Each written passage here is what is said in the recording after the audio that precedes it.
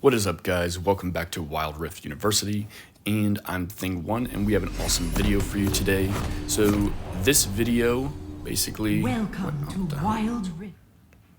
Sorry about that, guys. I was kind of messed up. I thought my video wasn't recording for a second. Anyways, this video, it's at the beginning of the new season, so that's why everybody's ranks are so low. Everybody in this game is actually previous season challenger. If you've never watched any of my videos before, I'm a Grandmaster Vanquisher 1 jungle main. I do play all roles as well, but the purpose of my videos is I basically give you a breakdown of the micro and macro aspects of the game, helping you understand how a high elo player thinks, so you can start to adapt your thinking process as well, so that way you can play like somebody like that's in this game. All these players, like I said, are challenger, grandmaster, above 41 point players. So let me kind of break down my thoughts of this game right away. So I look at this game actually as a game that's semi on a timer to a degree, and let me explain why. So when you look at both support champions, okay, both teams have good scaling supports. Okay, they have a healer, we have a tank. Both our ADCs are pretty strong late game, but we have Trist who's stronger. Their top lane's better than our Akali late game, unless Akali gets really fed, but then full build, Gragas should be able to handle Akali. Then mid lane, Veigar's like the king of scaling in the game, because he never stops scaling, kind of like Nasus, but Galio provides amazing utility, but so does Veigar, but Galio's utility is a little bit better. But jungle, they have a Yi, so I beat him early, but I kind of get owned late game. So here right now what I'm looking for is I'm looking to create momentum, and actually this is kind of what I'm going to talk about in this video. Creating momentum as a jungler, especially if you're playing an early jungler like Lee. So if you look at the beginning of my clear, I'm going to pause real quick. I focused around just this bottom area. And the reason why I'm thinking that is I know we have to get ahead early. I know if we don't get ahead early that we're going to lose this game, because late game, they're going to be too tanky. They're going to have too much dive potential. So immediately right here, I see the Yi. I know I'm way stronger than Yi early, and my team immediately rotates in. We land an ability on him, blow him up, smite it so he can't get a heal. I continue to focus my attacks on the Yi while he heals. Boom, we get a kill on him. Rotate to the rest of the team, and this really turns out to be like the best case scenario for me. So like right here, we end up getting 3 kills right here, as you see, but I actually only get 1 of them. And I believe the Tristana got 2 of them, I think it was. And here I know I'm 5 right away, so I'm pinging my team, hey, let's go in. Get the kick. Boom, push it right out. Tristana gets another kill. So I think Tristana has 2 kills right now. I think our mid lane has 1 kill, and I have 1 kill. So really good kill distribution, which is great. So like on Lee, you want to get kills, but you also want to feed kills. So this is like the perfect scenario for me. I got 1 kill, 3 assists. This is helping me get fed, but I'm also helping my team get fed, because the truth of the matter is late game, I can't carry the game, most likely. Unless the team is really bad, I can't carry the game because my champion's kit just falls off too much. Especially against a team like theirs that has a ton of CC with the Galio, the Gragas, and the hyper carry of the Yi that I won't be able to get away from, and then the silence from the Soraka. So right now, when I'm talking about Jungle Temple, I just got a nice clear. I'm looking constantly like, okay, what can I do? And as you kind of look, so after we got that full kill bot, I'm immediately thinking, okay, how can I utilize the map the best to continue momentum? So momentum for me was definitely going top lane, because I can clear my wolves, I can clear my blue, and then that puts me on the side of the map where I want to try and influence next, either top lane or the mid lane. I really want to try and get this mid lane down, because I feel like Galio would be the hardest thing for me in team fights. So right here, what I'm doing, I'm looking, I'm waiting, I'm being patient. And as soon as the Galio goes in, I know we have him. One in, right here. He made a mistake, did the kick, I wait, boom, dead. Okay. Now what my focus is, like, okay, I'm going to clear this real quick, and then I'm going to head straight to bot lane. That's kind of what my mindset is. They're clearly overextended. I'm constantly looking for ways to keep momentum. I'm not giving the turret is under team attack. time to breathe in between ganks. It's just one gank after the next gank, after the next gank, after the next gank, keeping them on their toes constantly. You are on a killing And here, this gank wasn't as much of me, but I definitely helped secure the kill as well. So I'm going a very aggressive build. Yomi's Ghostblade first. I don't think it's always the right item. Like, honestly, in this game, going something like Divine Sunder probably would have been a pretty solid pick because they're going to have quite a bit of health. But Yomi's Ghostblade, I went because I'm trusting my team to carry the late game, and I know my team's trusting me to carry the early game since I picked Lee Sin. So, getting my red buff, and immediately what I'm doing is I'm looking to try and find a gank again, trying to see if I can find something, see it. Here, maybe didn't have to flash. Well, yeah, probably, didn't have to flash, but what I was worried about was maybe him flashing away. I maybe could have got there in time, but once again, impact the middle lane, immediately heading to the bot lane. They see me coming, unfortunately. Here I messed up, so I definitely shouldn't have popped my my sweeper so soon. And the reason why I back here is I think I'm out of range of the ward, and I'm hoping that they won't know if I backed or not. And then if you've watched some of my other videos, I tell you, like, when you're really ahead, like, sometimes I don't like to build boots right away. This, with Lee, I do like to build boots early because Lee, part of his kit, which makes him so good and so strong, is actually his mobility. Having the great mobility is actually what makes him really strong. He can get around. He's so squishy. He's so slippery. He's so slippery, not squishy. I mean, he can be squishy, but he's more so slippery. Here, unfortunately, I'm not sure if it's an award. It looks like they did put an award. We got a kill early right here as well. Our Veigar's getting strong. Yeah, and since our top laner just killed their top laner, definitely a good time to go in. We also killed their support. So it's a 4v2 basically at the best, 4v3 bot lane. So I want to blow this up. Here, honestly, the Galio should have waited to use his taunt. And look at this, though. I want to point this out. So watch how patient we are right here. So everybody doesn't just rush right in, okay? And by doing this, by not rushing right in, look what happens. The Yi actually rushes into us. Now he's completely surrounded by us, and we're able to kill him because of that. Okay? Look at this. Patient again, waiting. Boom. Patient got that. Watch the patience of these plays. All those plays were utilizing patience. A lot of times when people play Lee, if you're trying to learn how to play Lee, people are immediately aggressive because they're like, oh, I have to be aggressive. I'm Lee. You do have to be aggressive as Lee Sin. It's 100% true, but patient aggression. Right here, I should have immediately started running the second I saw her. I was hoping she didn't see me in the bush. My team did a good job coming. The only reason I didn't rotate towards him is because she would have been able to still continue to collapse on me, but she couldn't jump the wall unless she wanted to burn flash. And if she was going to burn flash for my death, it probably would have been a good thing for her because, as you can see, I'm 6-0 and 5. She would have got probably about like 600 or 500 gold from killing me. So definitely would have been worth. So what I'm doing now is I'm actually rushing GA, and this is something I recommend. Like, if you get really, really fed, rushing GA right away, because it keeps you fed and keeps you from giving away kills. This was super dumb. So as soon as my Veigar utilized his cage, I should have backed off because now we don't have the CC to fight them. And then here, this was even worse of me, okay? This was even worse than the initial because at least I could escape because I had flash. I go in and I try and save the Veigar, okay? Now, by doing that, I just gave Yi a kill. That was worth probably about like 600 gold.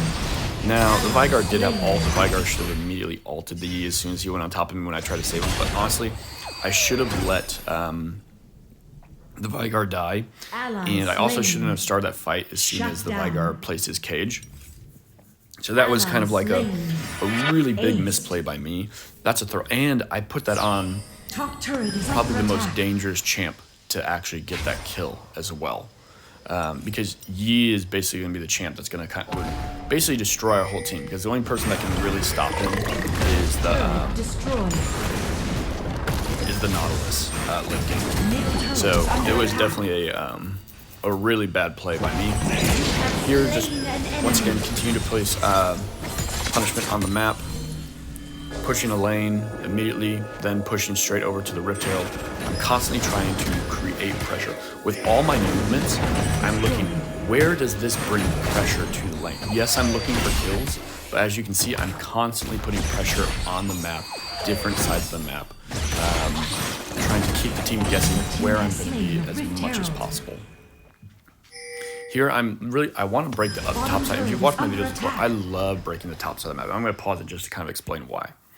I love breaking top side of the map. And by top side, I mean Baron lane. This is the reason, okay? Because when you break the Baron lane side of the map, it forces so much pressure to that side of the map, which then causes the other team to have to usually keep one of their champions top lane and utilize more resources to stopping that side from pushing. And then that makes it so much easier for your team in order to secure dragons, okay? That's why I really love approaching that side of the map. Enemy killing. Of course, Gragas is here. Me and Gragas have a little epic little fight with each other. Well, I think he's thinking that he's strong, and I completely dodge him. And just, I absolutely outplay him in this fight. He still isn't scaled enough to beat me as well. So here, now I know our team just basically aced him, so now I get a free tower. I'm getting exactly what I want. I'm opening up the Baron side of the map, Enemy turret which was great. Here, after getting this tower, probably not the best bet to clear all the minions. I mean, it's not terrible, but like, say, if I would have just left right away and gone straight into his jungle, it would have been a safer jungle clear. Now I have to worry about them. Are they going to see me? Are they not going to see me? Somehow he didn't see me, or maybe he just didn't care because he was more worried about like clearing his mid lane. But definitely would have been safer for me to go into the other one. This is me being kind of greedy. I felt a little safe because I saw the ping board, but he must have saw me somehow, or the enemy probably pinged me when I was in their bush. Here I flashed because I didn't know whether or not he had ult, and I was worried that he was going to try and ult me. If he ult me, he would have killed me. So once again, I'm focusing right now, just on trying to keep my farm up, trying to stay strong. Here I'm just going to help the Akali, is basically what my mindset is. And I'm doing this just to make sure I have enough health to help the Akali, because I have a lot of gold right now, and basically what my thought process is like, okay, I have a lot of gold, but if I go in with low health, we're gonna die. Honestly, I should leave. And then this right here, man, this was so dumb. So like, the Akali should have immediately like come to help me, not farm those waves right there. But also, like, this is what happens a lot of times when people are fed. They overextend their strength. And that's exactly what I'm doing. Yi's already gotten one cheese kill off of me, and now look at this. I'm giving Yi a second shutdown. Okay? Now, my team should have rotated right away towards me, and I thought for sure we'd win that because it was a 1v3. And I thought my team would immediately push with me. It didn't. But look what else happened. Because I'm not paying attention to the map. If you've watched a lot of my videos, a lot of times I talk about paying attention to the map and using the information on the map in order to make the best decision, okay? So we just killed 2 people. Yi's the only person left. Yeah, there's 3 of us there. Yeah, we could probably kill him, but my team didn't follow up. But what would have been the better play, even than just killing Yi? The better play is realizing, oh wow, dragon's about to spawn. And it's not only dragon, it's also fire dragon, the biggest motivational dragon in the game. Why not back, get my Bison? Because I already knew before I went into this that I had too much gold. And I shouldn't have joined that fight, but I was trying to save the Akali's life because I knew the Akali was getting fed as well. Because she's 6-2-2. And I was like, okay, she's worth shutdown. I don't want her to get shut down. But now instead, I give away my shutdown gold when I could have just backed and been ready for the dragon before the enemy team was ready for the dragon. Now our whole team is backing at the wrong time. Dragon's alive, dragon's spawning, nobody's there. And now we basically had to fight for lane dominance versus establishing lane dominance. And fighting for lane dominance is always more difficult, especially against a team like this, where they have a Soraka, a Galio, and a Gragas. Luckily, our Akali's pretty getting fed right here. This time I was a little bit more patient with my engagement, but he's already killed me twice. and both of those kills were like my fault. Slain. But disengage, pushing the dragon now. We're not overextending this time, which was great. I mean, we did overextend, like the Akali kind of went a little ham by herself, but she got 2 kills for 1 death. But unfortunately, she also, once again, gave a shutdown to the Yi. Yi has gotten 3 shutdowns this game. Like, we're definitely not respecting the fact that once we hit late game, Yi will shred our team. So, actually right now, like, I'm kind of looking at the game, I'm starting to tell with how this Yi is that, like, this timer that we have on this game is starting to, like, trickle a little bit, and we need to start getting careful.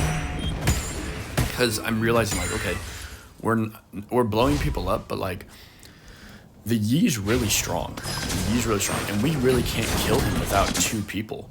Because if there's any more than 2 people around, we kind of get screwed. And right here, so I'm waiting to go in, trying to find a good fight. I don't feel like this is a good fight. I'm not getting any good engages, so I'm kind of just dancing around. Our team is like really fighting. We shouldn't be fighting, man. So now I'm just kind of like, we need to get the heck out of here.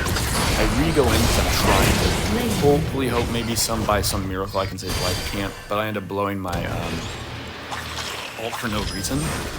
Fighting them in the jungle, really bad idea, because basically what that does, it clusters us. It allows for Soraka to get easy heals. It allows for Gragas to get easy team barrels. It allows for their whole team, because their whole team does a lot of AoE damage in a sense.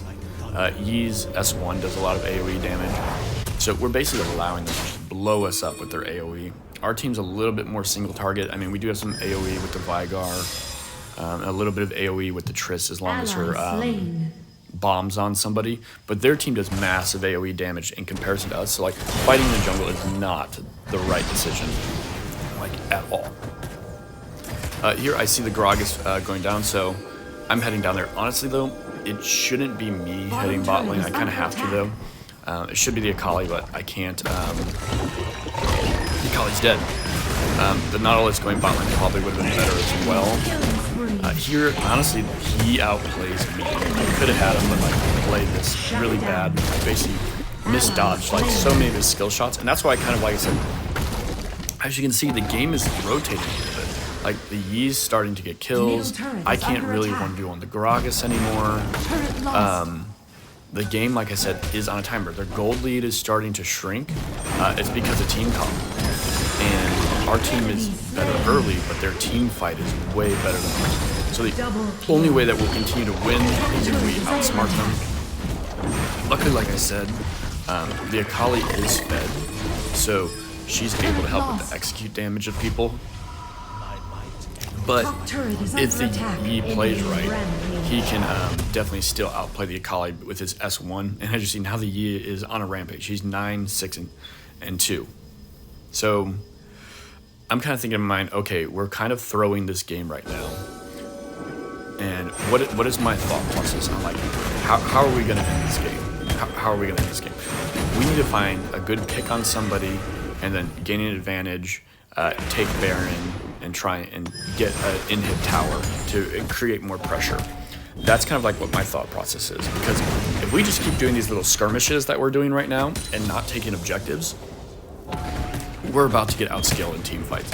And then once they know for a fact, once they figure out that, like, hey, it's impossible for them, because right now we probably can't win just a full-on 5v5 team fight anymore, but they haven't figured that out yet. That's why the Gragas is just split pushing so much. He hasn't realized that we can't really win 5v5 team fights against them anymore. I mean, we can, it takes better mechanics, better positioning, and better outplaying. Whereas for them, it's a little more foolproof, a little more dummy-proof. So here, I have 2 decisions. And, you know, honestly, I think I made the wrong decision. We have 4 people top, okay? And my team has 4. So it's a 4v4 top lane. I'm mid lane. I should have pushed the mid lane instead of going up. I should have just trusted my team in a 4v4. But what I'm worried about is, man, this is what's basically going through my head. Okay, and it wasn't a bad decision for me to go help my team. Because basically what's going through my head is, man, this Yi is getting really fed. And he's starting to own people. And I was like, if the Yi goes off right here, they could easily get an inhib tower. So, because I am thinking, like, in this moment, I could push the mid lane. But I was like, if this Yi somehow kills everybody and they get an inhib tower, this whole game completely changes. So What I don't like is actually I should have went through the river. I shouldn't have gone through the backside like Enemy this. slain. If I would have went through the river, it would have been way better for the team and just for my Double kill. well, now it ended up not mattering Ally slain. because they Enemy slain. they killed them all. But honestly, I should have trusted my team. I should have pushed. It wasn't a bad decision for me to go in. But if I did, I should have went through the river. Right here, this was frustrating to me. So I've talked to you guys before in some of my videos about utilizing or pushing 2 objectives at once. We didn't need both people to push mid. Okay, Veigar could have stayed with us at the Baron, and then me, Akali, and Veigar could have done the Baron. Both of them pushing mid doesn't make any sense. We have 4 dead. We don't need 2 people going one way or all of us going there. We could have easily done both at the exact same time. So, but now we can't do it. We have to back up. I need to back because like Baron's coming up. I'm frustrated with my team. And then, does anyone else have this happen where like you push the back button multiple times and it still doesn't back? Like I have to almost every time push the back button 2 or 3 times. But see, we push the mid. It's pointless result. Now we're just standing around doing nothing. It's completely pointless. We only needed 1 person to push the mid. We literally could have got Baron and the mid tower. But sometimes, like I said, players, they just want to do what they want to do and they don't focus on like the bigger picture. We also weren't on comms this game and I wasn't really typing. But honestly, like, we should have done it. There's no reason. 100% right call was to 1. It's still a win because we did get the in-him tower, but it would have been a much bigger win if we would have done both. Now, because that we have both dragons, now we're in a really great position. Once again, patient. We're in a really great position now because they can't really keep up with our scaling. Or all 3 dragons are scaling. And you can just see it now. Like the Akali is absolutely massive. She's blowing people up. She has to scale into all 3 dragons, and we're able to end the game. So, but a lot of this was able to happen basically a lot because like there was a ton of jungle tempo. Like I kept the game moving and scaling for our team, and I was distributing kills around like a lot. So it definitely made a big difference. So I hope you guys got a good basic understanding of like maintaining jungle tempo, especially if you're playing like a champion like Lee Sin. But like here, look at this.